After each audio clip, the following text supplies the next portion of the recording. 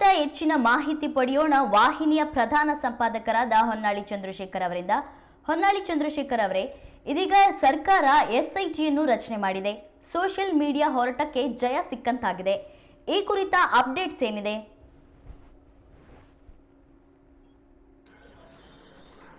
ಬೇಗ ಸರ್ಕಾರ ಈಗ ಧರ್ಮಸ್ಥಳದ ಪ್ರಕರಣ ಏನಿದೆ ಆ ಪ್ರಕರಣಕ್ಕೆ ಸಂಬಂಧಪಟ್ಟಂತೆ ತನಿಖೆಗೆ ಎಸ್ಐಟಿಯನ್ನ ರಚನೆ ಮಾಡಿದೆ. ಪ್ರಣವ್ ಮೊಹಂತಿ ಇವರು ಆಂತರಿಕ ಭದ್ರತಾ ವಿಭಾಗದ ಪೊಲೀಸ್ ಮಹಾನಿರ್ದೇಶಕರು ಅವರ ನೇತೃತ್ವದಲ್ಲಿ ಎಸ್ಐಟಿ ರಚನೆ ಮಾಡಿದ್ದು 3 IPS ಅಧಿಕಾರಿಗಳನ್ನು ಹೊಂದಿದಂತ ಒಟ್ಟು 400 ಅಧಿಕಾರಿಗಳು ಇರ್ತಕ್ಕಂತ ಒಂದು ತಂಡ. ಈ ತಂಡಕ್ಕೆ ಈಗ ಧರ್ಮಸ್ಥಳದಲ್ಲಿ ಆಗಿರುವ ಪ್ರಕರಣಗಳ ತನಿಖೆಗೆ ಸೂಚನೆಯನ್ನ ರಾಜ್ಯ ಸರ್ಕಾರ ಕೊಟ್ಟಿದೆ.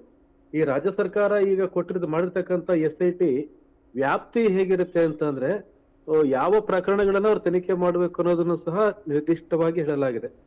ಮೊದಲನೇದಾಗಿ ಧರ್ಮಸ್ಥಳದಲ್ಲಿ ಇತ್ತೀಚೆಗೆ ಒಂದು ಕೇಸ್ ಆಯ್ತು, ಅದನ್ನ FIR 39/2025 ಅಂತ ಹೇಳ್ಬೋದು. ಆ ಪ್ರಕರಣದ ತನಿಖೆಯನ್ನ ಮಾಡಬೇಕು. ಅದ್ಯಾವ್ದು ಪ್ರಕರಣ ಅಂತಂದ್ರೆ, ಈಗ ಏನು ಅಲ್ಲಿ ಒಬ್ಬ ವ್ಯಕ್ತಿ ಬಂದು ನ್ಯಾಯಾಲಯದಲ್ಲಿ 164 ಸ್ಟೇಟ್ಮೆಂಟ್ ಅಂತ ಏನ್ ಹೇಳ್ತೀವಿ ಹಳೆ ಇದ್ರ ಪ್ರಕಾರ, IPC ಪ್ರಕಾರ, ಆ 164 ಸ್ಟೇಟ್ಮೆಂಟ್ ಕೊಟ್ಟಂತ ವ್ಯಕ್ತಿ ಏನಿದ್ದಾನೆ ಆ ವ್ಯಕ್ತಿ ಏನು ಕೊಟ್ಟಂತ ದೂರಿನ ಆಧಾರದ ಮೇಲೆ ದಾಖಲಾಗಿರುವ ಒಂದು ಪ್ರಕರಣ. ಆ ಪ್ರಕರಣದ ತನಿಖೆಯನ್ನ ಈ SIT ಮಾಡಬೇಕು.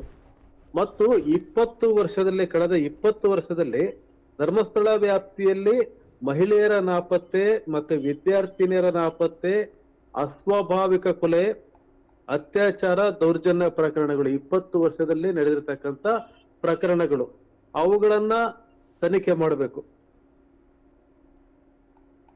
ಧರ್ಮಸ್ಥಳದಲ್ಲಿ ಆಗಿದೆ ಎಂದು ಹೇಳಲಾದ ಘಟನೆಗಳ ಬಗ್ಗೆ ರಾಜ್ಯದ ಬೇರೆ ಬೇರೆ ಠಾಣೆಗಳಲ್ಲಿ ದಾಖಲಾಗಿರುವ ಅಥವಾ ಮುಂದೆ ದಾಖಲಾಗಬಹುದಾದ ಪ್ರಕರಣಗಳು, ಇವುಗಳನ್ನ SIT ತನಿಖೆ ಮಾಡಬೇಕು ಅಂತ ಹೇಳಿ ಈಗ ಸರ್ಕಾರ ಒಂದು ಸೂಚನೆಯನ್ನು ಕೊಟ್ಟು ಒಂದು SITಯನ್ನ ರಚನೆ ಮಾಡಿದೆ.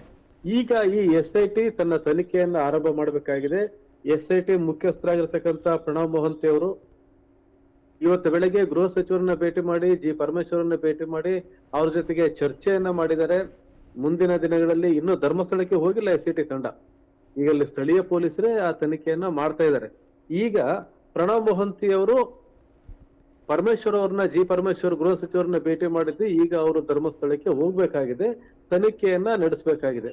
ಹಾಗಾಗಿ SIT ಕಾರ್ಯಾಚರಣೆ ಬಗ್ಗೆ ತುಂಬಾ ಕುತೂಹಲ ಇದೆ. ಇಲ್ಲಿ ಇರ್ತಕ್ಕಂಥ ಒಂದು ತನಿಖೆಯ ವ್ಯಾಪ್ತಿಯಲ್ಲಿ ಇರ್ತಕ್ಕಂಥ ಬಹಳ ಪ್ರಮುಖವಾದ ಒಂದು ಅಂಶ ಅಂತಂದ್ರೆ, ರಾಜ್ಯದ ಇತರೆ ಠಾಣೆಗಳಲ್ಲಿ ದಾಖಲಾಗಿರುವ ಮತ್ತು ದಾಖಲಾಗಬಹುದಾದ ಎಲ್ಲಾ ಪ್ರಕರಣಗಳು ಅಂತ ರಾಜ್ಯ ಸರ್ಕಾರ ಹೇಳಿದೆ.